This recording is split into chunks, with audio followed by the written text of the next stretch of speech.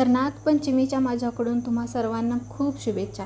तर आज नागपंचमी असल्यामुळं अशी आमच्या घरातल्या नागदेवतांची पूजा केली, त्यांना पुरणपोळीचा नैवेद्य दाखवला आणि नंतर आमच्या गल्लीमध्ये पण मोठा नागोबाची मूर्ती आणली जाते। तर मला तिथं पूजेला जायचं होतं, त्यामुळे मी पूजेचं नैवेद्याचं ताट तयार केलं। लह्या, दूध वगैरे नैवेद्य पूर्ण सगळं ताटातमध्ये घेतलं आणि नंतर मी आमच्या खाली गल्लीमध्ये जिथं मोठा नागोबा आणला जातो तिथं आम्ही गेलो। सर्व बायका इथे जमा होऊनच आम्ही या नागदेवतेची पूजा करतो।